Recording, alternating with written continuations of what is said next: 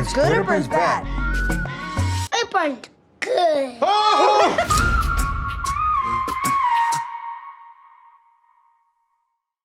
Hello. My name is Nigeria Chambers of Big Go Media. DeVon, it's a pleasure to talk to you today. How you doing? I'm doing good, man. Great talking to you too. Good. Well, let's talk about 2023, my brother, because man, are you swinging for the fences all out the gate. Yeah. With the film Jesus Revolution, which was amazing.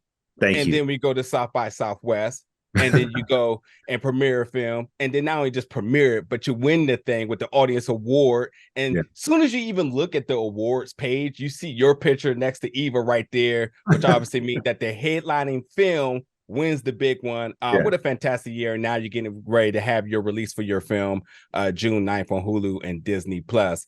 I got definitely a few questions for you, really important questions, but I want to start off by asking, when it came down to these two films here, it seems like you're a magnet of stories that didn't get mainstream attention, but probably should have. Was there something compelling, even though you're wearing two different hats within these films, but was there something compelling about these stories that made it a must for you to be a part of? Yes. It all comes down to inspiration.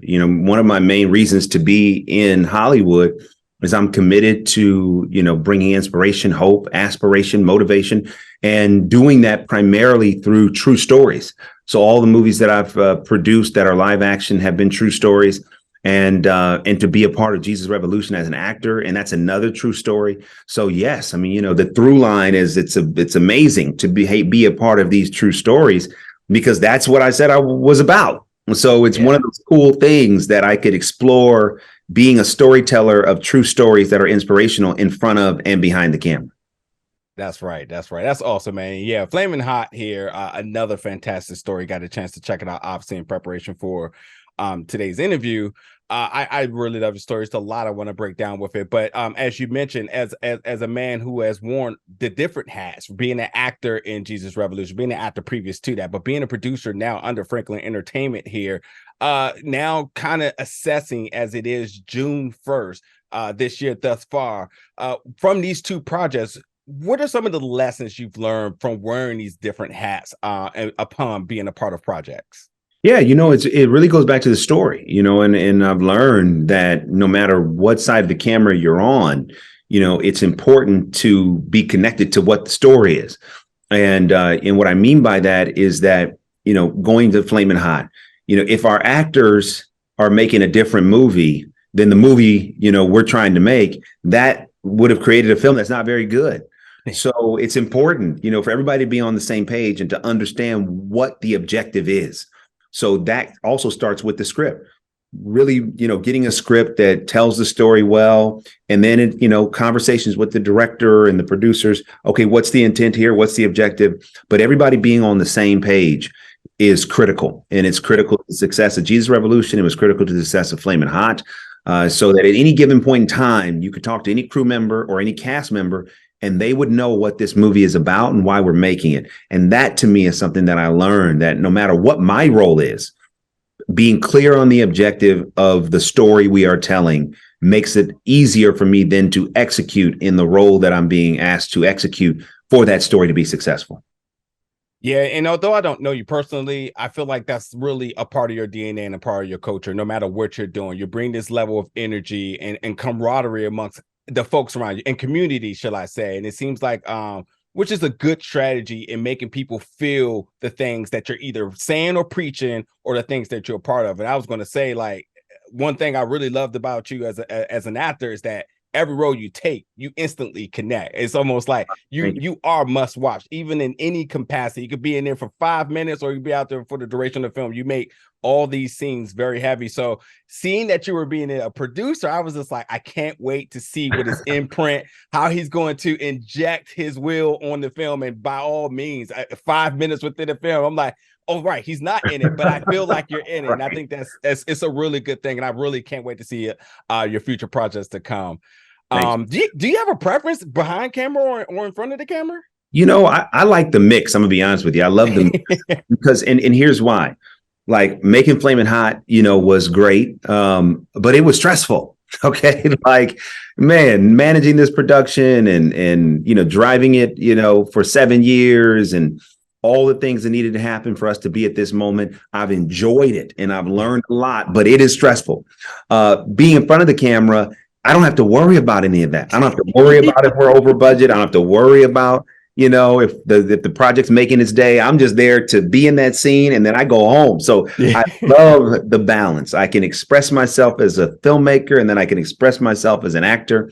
And I love the ability to have the opportunity to do both. As I don't know you personally, but again, by looking at your career, you can see that you continue to test yourself. And when you mentioned Jesus Revolution, then you mentioned Flamin' Hot, then you pause for a quick second, which leads me to think down the line, are you anticipating or may you actually be working on something where you wearing all of the hats? Writer, director, producer, actor. Are you loading this up, my brother? Man, listen, I don't, look, I'm not going to say no to, anything that feels like I should do it. So I don't have any plans to write and direct, but I could see myself at some point directing. I do have a project that I am developing with BET that would be a starring vehicle for me in a sitcom. And so we're developing that as we speak, and we'll resume the development of that once the writer's strike is over. But I'm open, man. I'm open. I'm a storyteller, and I want to tell as many stories as I get a chance to tell and be a part of.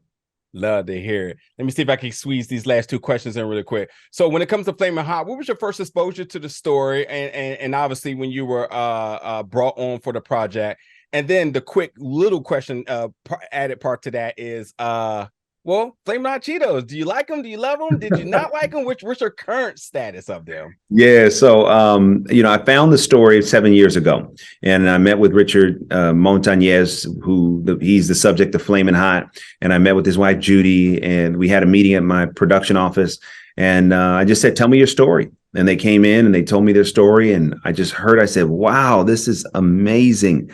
I was just so blown away by their story. Yeah. I told them in that meeting, I'll make your movie. I didn't know how I was going to do it, but I was committed to it. And the reason why I was connected to it is because I found it inspirational. I found it motivational.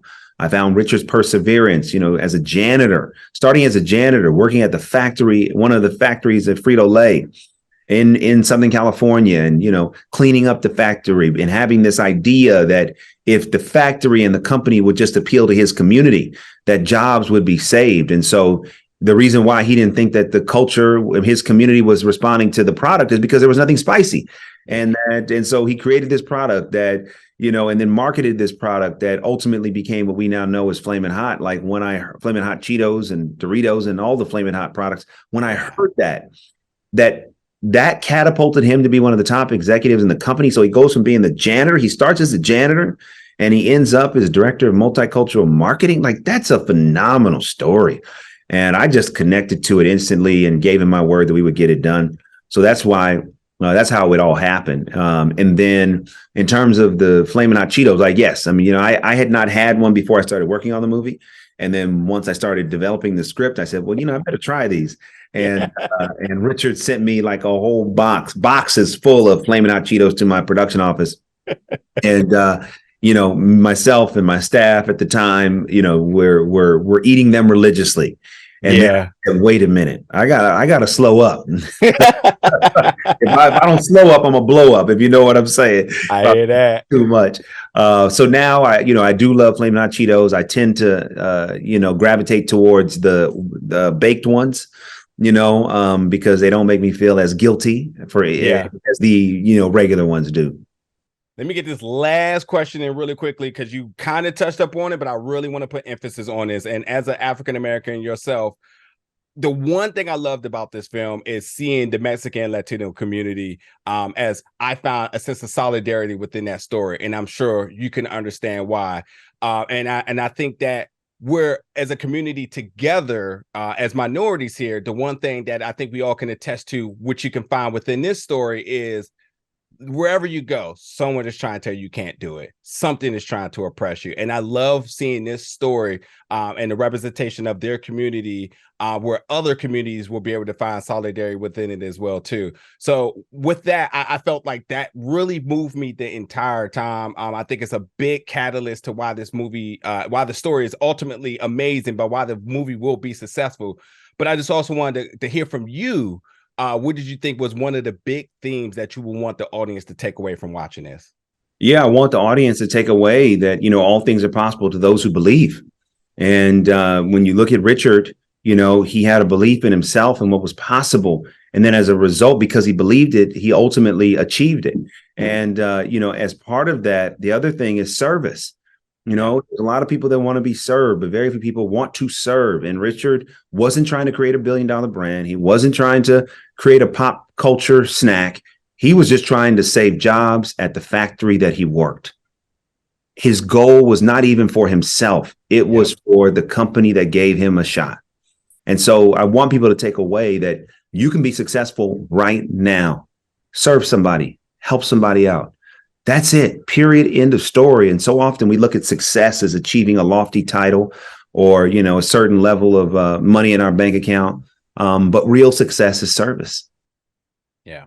Thank you so much, my brother, for that. And folks, you can check out Flamin Hot coming on Disney Plus and Hulu. June, DeVon, we got to talk again soon, man. Yeah, man. I look forward to it. Thanks for this. Absolutely. Thank you so much. You got it, dog.